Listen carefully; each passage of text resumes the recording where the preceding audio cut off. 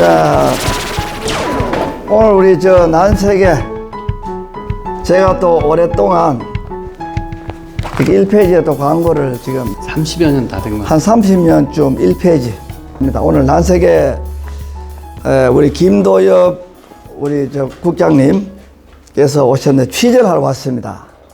이제는 방에서 앉아서 핸드폰으로 쿠팡처럼 난출 산시절 아니겠습니까? 네, 맞습니다. 오늘 좀 지켜보시니까 좀 소감이 어떻습니까? 오늘 난개 전문가로서 볼 때. 난개가 이 난초라는 취미 자체가 조금 이제 오래되고 연령층이 좀 높은 분들이 주로 많이 하다 보니까 네네. 이 세상의 변화에 조금 늦게 이제 편승하는 경향이 있는데요. 네. 앞으로 이제 지금 아까 말씀하신 대로 근처에 있는 난원에 가기보다는 집안에서 이제 그 컴퓨터나 휴대폰을 통해서 이제 난을 구입하시는 것들이 그렇죠. 보편화되니까 다른 이유보다도 이제 그게 시대의 흐름인 것 같습니다. 네, 제가 네, 볼 때는 네. 점점 더 개인주의 성향이 이제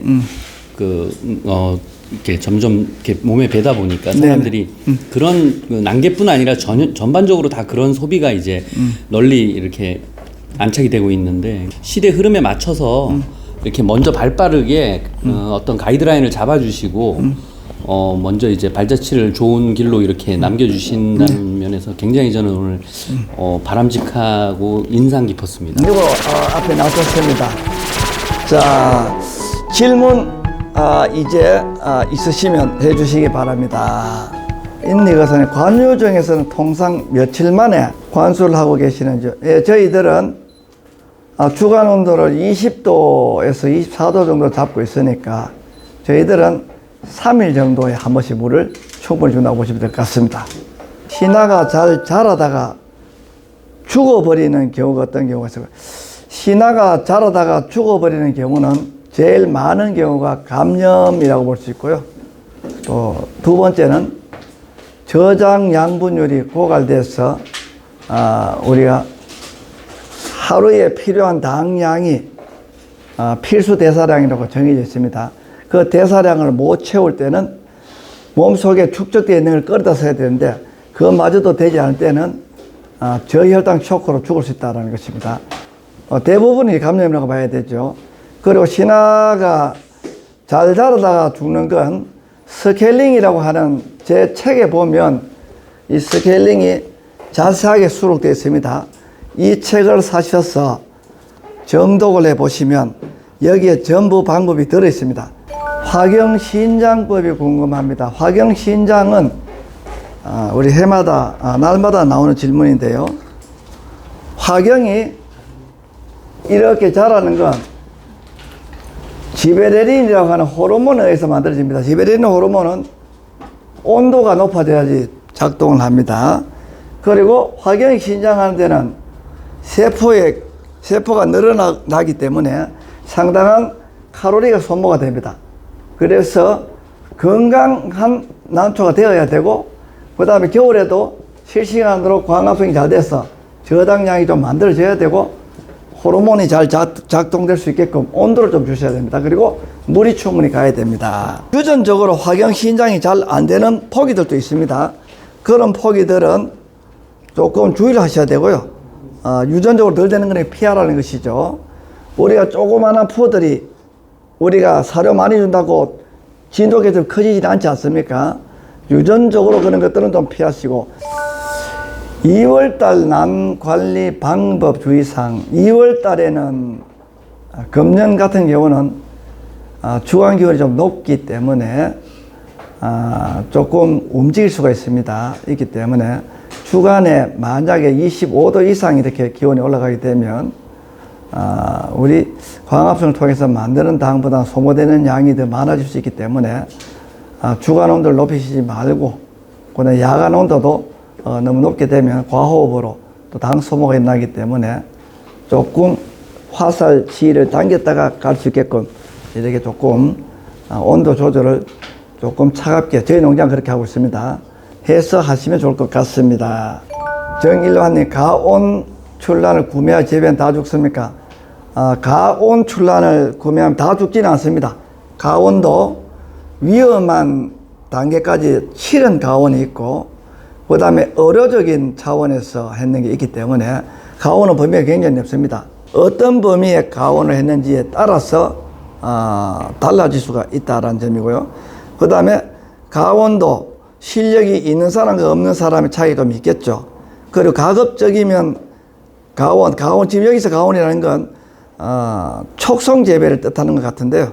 이건 피하시는 게 더 안전합니다. 상당히 고가 트랙에 가 있는 난초들이 개화주가 크게 없는 이유가, 꽃을 2대 달아는 게 잘 없는 이유가 대부분 다가 한쪽식으로 매매되고, 그게 해마다 거듭돼서 만들어졌었으면, 예컨대 보름달처럼 20몇 년 전부터 만들어졌었으면 개화주가 많이 남아야 되는데 좀 적죠.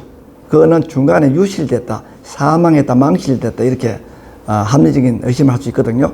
그래서 가온은 피하시는 게 좋고, 저희 농장에서 생산하는 것처럼 아주 과학적으로 체계적으로 저장 약물을 꽉꽉 채워서 박달대게처럼 이렇게 만들어서 나오는 난초를 구입하시면 좋지 않을까, 이렇게 생각이 됩니다.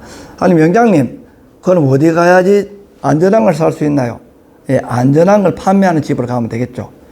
베란다 밤 온도가 밤에 11도, 낮에는 14도 항상 유지되고 괜찮아요. 좋지 않습니다. 베란다 온도가 제 생각에는 5도에서 7도 정도 좋을 것 같고요. 주간에는 한 22도 정도가 좋을 것 같습니다. 야간에 온도가 높으면 과호흡과 또 어정쩡하게 또 새싹이 움직이기 때문에 우리 난초 생육에 저는 선택하지 않는 방법이라고 이렇게 말씀드리고 싶습니다. 그리고 이 부분은 어떤 게 더 좋다라는 정답이 없습니다. 예, 온도를 또 높이게 되면 잃는 게 있고 또 얻는 게 있기 때문에 그렇죠. 제 교육생이죠. 생강근에 대해서 설명 좀 부탁드립니다. 네, 생강근. 자, 생강근에 대해서 조금 말씀드리겠습니다. 요게 생강근입니다. 자, 보이시죠? 영어로 하면 라이좀이라고 합니다. 라이좀은 멀티플 셀이라고 합니다. 전형성 분화 능력을 가지고 있는 잎도 뿌리도 벌브도 모든 게 다 만들어지는 세포 덩어리입니다. 그리고 우리 생강근은 난초 씨앗이 이렇게 생겼습니다. 생겼고,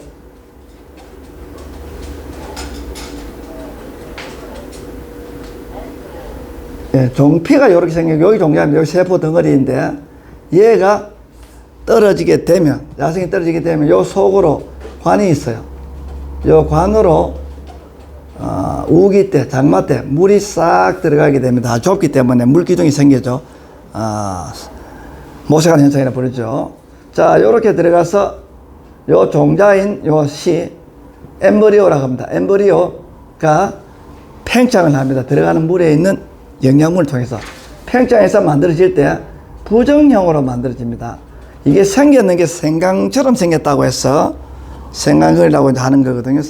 생강처럼 생겼기 때문에 정확한 명칭은 라이좀입니다. 점점 커집니다. 영양 상태만 맞으면.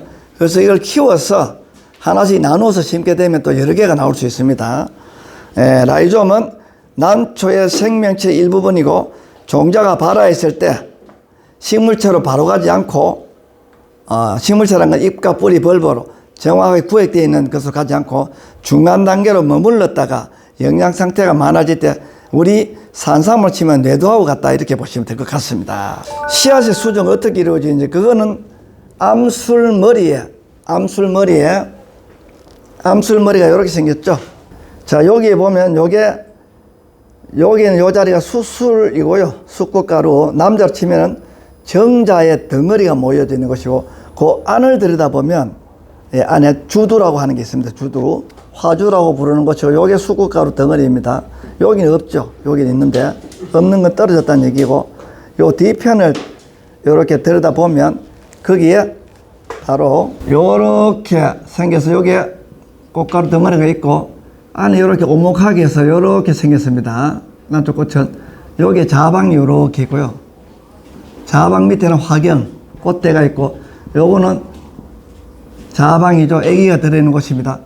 요 숫꽃가루가 있는 요 뒤편에 오목하게 홀이 파져 있고, 요 홀 속에 얘가 이렇게 들어가게 되면 끈적끈적하게 되어 있으면 딱 붙으면 이게 머리를 점점점 들어요. 머리를 다 들게 되면 여기에 물고 있던 쑥꽃가루 덩어리가 이렇게 양쪽으로 두 개가 상으로 있는데 여기 들어있던 세포 2N이 이렇게 전부 관을 타고 쫙 내려갑니다. 이게 수만 개가 내려갑니다. 내려가서 이 자방 속에 하나 둘 셋 넷 쭉 이렇게 순서대로 위에서부터 아래쪽으로 수정이 일어나면서 배가 볼록해지는 것이죠. 덜 들어가게 되면 위에만 볼록해지고 아래쪽은 이렇게 가늘어지게 됩니다. 이렇게 해서 수분이 일어나게 됩니다. 수정을 하게 되면 감수 분열기라고 부르는 그 과정이 생기고, 감수 분열이 끝나고 나면 아버지 엄마의 유전자를 공동으로 찾는 독자적인 하나의 생명체가 탄생되게 되고, 하나의 자방 속에는 많을 때는 7만 개 정도까지 형제간이 만들어지게 된다고 볼 수 있습니다.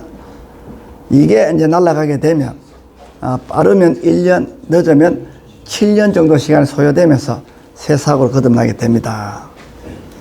자, 문선님 이해가 되셨나 모르겠네요. 향사님, 명장님께서 펴낸 난 입문자 책을 구입해 보시면 좋을 듯 합니다. 문선님. 네, 좋습니다. 그게 다 나오죠. 우리 문선님, 명장님, 제가 썼는 입문자용 책을, 입문자용은 이거죠. 자, 이 책은 30년, 40년 동안 난초, 업에 종사를 하건 난초 하신 분들이 보는 책이고요. 이 책은 5년 미만인 분들이 보는 책입니다. 이 책을 사셔서 교보문고에 가면 있죠. 교보문고에서 이 책을 사셔서 보시면 자세하게 나온다는 얘기입니다. 한국출판 가이드북 전문가 편을 샀는데 가이드북 전문가 편에는 연중계획표가 없고 저희들이 여기에 들어있습니다. 반려식물 난초 재테크에 보면 자, 여기 있습니다. 자, 부록편에 자, 보이십니까? 예, 그 다음에 여기에는 또 관리를 어떻게 하라가 들어있고요. 여기에는 농약을 어떻게 쳐서 예방하라가 다 들어있습니다. 이 책을 사시면 될 것 같습니다. 네, 오늘 늦은 시간까지 많은 참여해 주셔서 감사하고요. 또 다가오는 구정 설 명절 잘 보내시기 바랍니다. 우리는 또 설 전날에 다음 또 11회죠. 네. 11회 때 또 정확히 찾아뵙도록 하겠습니다. 감사합니다. 늦은 시간까지 뭐 다들 이제 입찰해 주시고 너무 감사합니다. 설 전날에 또 찾아뵙도록 하겠습니다. 자, 저희들은 다음 편에서 찾아뵙겠습니다. 박수 한번 칠까요? 고맙습니다. 감사합니다.